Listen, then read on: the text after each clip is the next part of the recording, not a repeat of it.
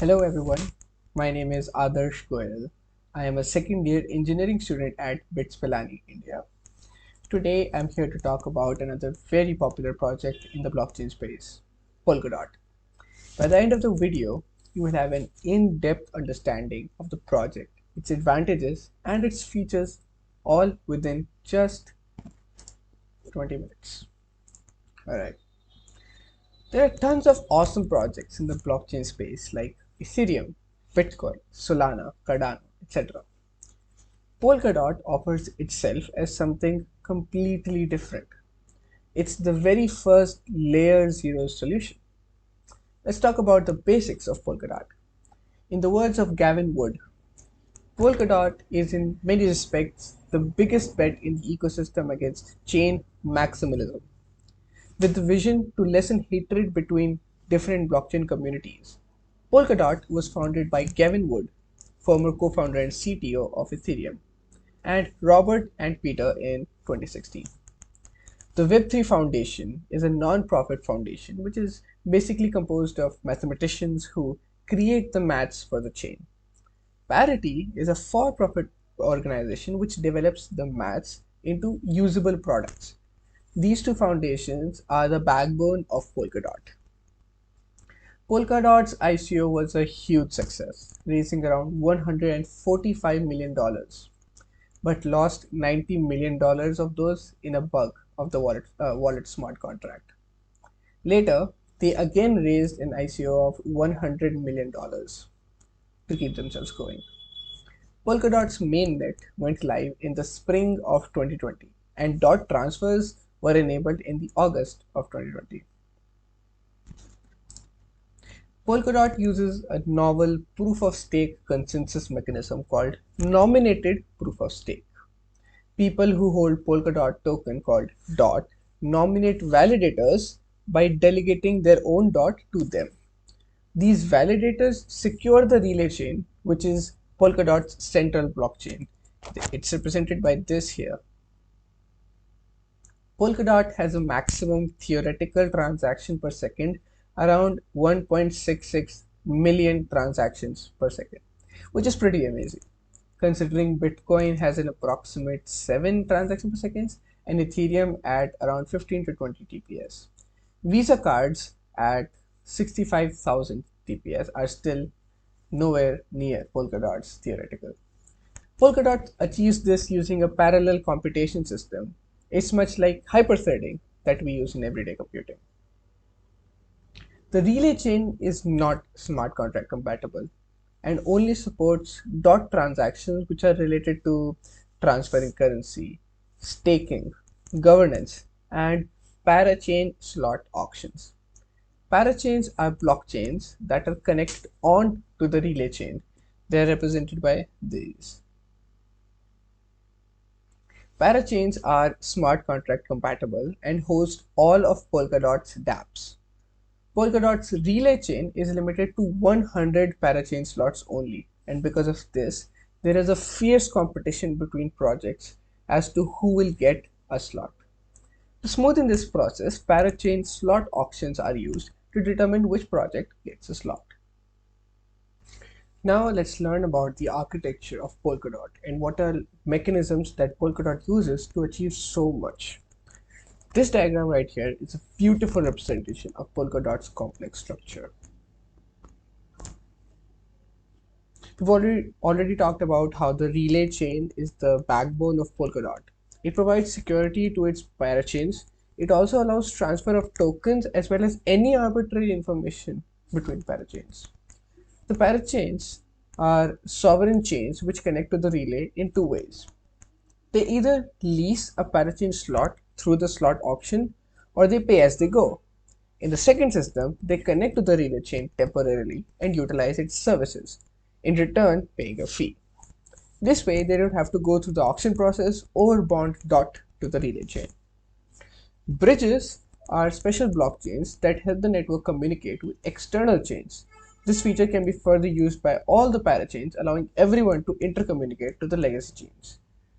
So this is the parachain right here. Relay chain, sorry. these are the parachains, the ones dark. This represents the parachain, and these are bridges. Like this one is a bridge, this one is a bridge, this one is a bridge. Let's talk about the consensus roles. So first we'll talk about a collator. A collator's job is to collect transaction data from users and produce proof for validators. This is done through a process of sharding. We'll talk about it in a minute. The validators are the nodes that verify the proofs from these validators. They stake the dot and are therefore invested in the security of the chain. The nominators select trustworthy validators and delegate their dot to them for staking, and they get rewards for this. Fishermen are an addition to monitor the network and report bad behavior from validators, if any, like general supervision. This complex multi-layered security system incentivizes and forces validators to act truthfully and helps give exceptional security. Since this transaction data from collators is sharded and distributed between validators, security becomes high level and scalable at the same time. Since now every validator can run multiple instances of the proof, and the number of nodes processing the same proof can be reduced without sacrificing security. Blockchain technology has a wide variety of advantages like data is immutable, trustlessness, hard to shut down, and very low censorship. At the same time, in its current state, the ecosystem is plagued by a number of drawbacks. Now, let's talk about how Polkadot offers itself as a solution to these problems. First, it's really hard to intercommunicate with other blockchains. Imagine if each country in the world has their own internet. How would I get data from a foreign country? Well, I would have to trust a third party to fetch that data from there and supply it to me. Now, one of the core uses of blockchain tech is trustlessness. It's actually quite amazing when one thinks about it, and is one of the reasons that inspired me personally to get into this space. The more trustless that our systems are, the more we trust each other. It's about vulnerability. You can trust someone if you know that they can't hurt you. Well, Polkadot makes it easier for blockchains to intercommunicate. Special bridges can connect with legacy chain like Ethereum, as well as Polkadot's testnet called Kusama. Well, Kusama is special. Kusama is special because, unlike other testnets, deploying on Kusama requires staking real dot. It's not as much as that required on the mainnet, but gives people enough incentive to try good things and not just mess around with the system. Well, communication between chains is not the only problem. It's about functionality as well. Singular blockchains can do one thing very, very well. For example, insurance, DeFi, gaming, etc. But when blockchains like Ethereum try to focus on the full gamut of things, they can't really do them all together very well. Polkadot's custom blockchains can be built specifically for a particular functionality, and they can be built to do them very, very well. Other functionality that are required can be outsourced to other blockchains. For example, let's say there's a gaming chain, and it can be built to be very, very scalable, but it doesn't require bank level security. Things like in-app purchases, which need to be secure, can be outsourced to a different chain, which would be very, very secure, but it could compromise on scalability. So the gaming chain can get all the advantages of being scalable, but it does not have to compromise on security where it is really required. The next problem is that it's really difficult to start a new blockchain project. Now, right now, if you think about creating a whole new blockchain project, you would have to develop all the low level technology. Now, this takes a very, very long time. It takes a lot of skill and a lot of capital. Polkadot has tried to create a whole new class of development teams and applications where you don't have to know everything and do everything, to develop a whole new blockchain. You do just enough to have a domain specific chain that has its own parameters and features that allow you to get the job done. Now, to make this all happen, Polkadot has introduced Substrate. Substrate is a blockchain building framework. It's basically a drag and drop palette system where people can pick and choose what aspects or what features that they want in their blockchain and build it for a specific use case or optimize it for a specific industry or application. Now, with Substrate, it becomes so easy to make a blockchain that you can make it within 20 minutes. Substrate is module based. So people can build custom modules like runtime modules and add it for people to use as sourced software. Since Substrate is powered by WebAssembly, people can build intricate, beautiful, optimized code which can be used by others by a click of a few buttons. Now, this is much like installing a Chrome extension and enjoying all the benefits. This also allows blockchains to become upgradable. Currently, it's very hard to roll out updates as every single node in the chain would have to have the new protocol downloaded before the upgrade is launched. Now, this has to be done to prevent unintentional hard forks. With Substrate, after consensus from the community, the developers can add upgrade modules to the chain code. By design, it is much easier for the validators to upgrade to the new protocol. If you or I start a new blockchain today, you have to deal with a large number of problems. You have to develop security and make the chain decentralized enough to prevent 51% attacks. Quick knowledge bomb: 51% attacks involve more than half of all nodes or validators to sort of mutiny the chain. If they say that some transaction happened which didn't actually happen, for example, I sent money and they say, well, I took it back, the blockchain will finally agree with the majority lie. Now, this is a big problem. What Polkadot offers is that you create your parachain and plug it into the relay chain. Then you can utilize the inbuilt security of the relay chain, which was built by amazing developers.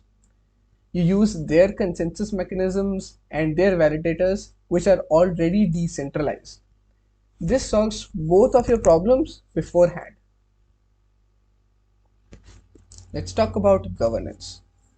Now, there has ever only been two ways of governance in the blockchain technology. First, no governance at all, like Bitcoin. Any new updates are given through 51% consensus. Second is where one person or a small group of the original team has the ability to change and tweak the network's future based on what they believe is the right decision. We have seen a few decentralized governance platforms like DAOs here and there, but never at the blockchain level. Polkadot is taking us to a point where the community and the contributors, the actual token holders, they have the ability to propose things, to vote on decisions, and even vote on a council of people that are their representatives. This is much like the governance or democracy that we live in today. This allows the community to actively take part in the decision making and the future of the projects on the chain. This allows Polkadot to become more in line with the fundamental vision of Web3 of a decentralized future. There is a lack of funds for development. Well, most legacy chains depend on external foundations and trusts to fund their developers, their hackathons, their marketing, etc. This again incorporates a factor of trust. To remove this, Polkadot has a treasury. This treasury is funded from a part of the fees on the transactions, the other part of which is given to the validators. Now, these funds from the transactions can be used for a variety of different reasons like community building, outreach, marketing, security, and software development. Basically, those who want to make changes to the project can use the funds from the treasury by sending a deposit. Then their deposit is refunded only if the changes are accepted from the treasury by a community or council vote. People review the changes and then come to a decision whether or not they want them to be implemented. Dot economy has been built giving great thought. We've seen how dot tokens participate in governance. All dot holders participate in decision making. Staking incentivizes validators to run their nodes honestly. Bonding is something we haven't extensively talked about. In a parachain slot auction, the lease period maxes out at just 2 years. This is done so as to include the hint of natural selection to the game. The best 100 projects will be given a lease, but in the next auction, outdated, non useful projects will be let go of. This incentivizes projects to keep innovating and performing. This also demotivates passive projects. Parachain slot auctions involve bonding dot to the relay chain. The projects which bond the most dot win the auction. They don't fund the whole auction themselves though. Dot holders can loan their dot to them for bonding. In exchange, the dot holders get the project's token. This is a new funding mechanism called a parachain loan offering or a PLO. In contrast to an initial coin offering or an ICO, any loaned dot are not sold or even given to the project. Loaned dot are simply bonded to the relay chain for the duration of the parachain's lease period. At the end of that lease period, all bonded and loaned dot are returned. So technically, no one is paying anyone for a slot auction. The only incentive is for dot holders who get interest on the dot that they loan to the parachain. Conclusion: Polkadot has a lot of features and products that can make it a truly unique project. Now, even though it has a huge potential to solve some of the most fundamental problems faced by blockchain technology, Polkadot has a far way to go for becoming decentralized. Currently, all proposals are being made to the technical team. They decide which proposal will make it through. Sometimes, when people use the treasury funds to implement a change and it doesn't get utilized by the vote, their dot is burned. Now, this proves to be a huge obstacle to quick innovation. In fact, Polkadot currently is so centralized that it is high on the hit list of the SEC, the Securities and Exchange Commission of the US.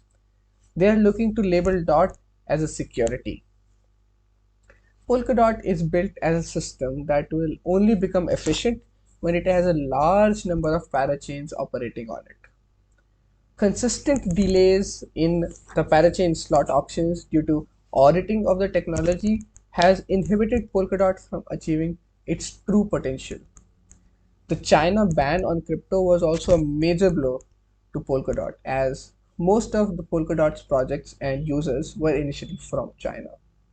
Nevertheless, Polkadot has persevered through obstacles. People have undying faith in the proven competent team of developers. The ongoing parachain auctions, slot auctions, will reveal a lot about what the future holds for Polkadot as a project. Thank you. Now, I hope you learned a lot about Polkadot from today's seminar. If you have any doubts or suggestions, do leave them in the comment section. If you like the video, please do like, share, and subscribe to the channel. We have tons of more amazing videos coming built by some of the smartest students at BITS Thank you and have a great day.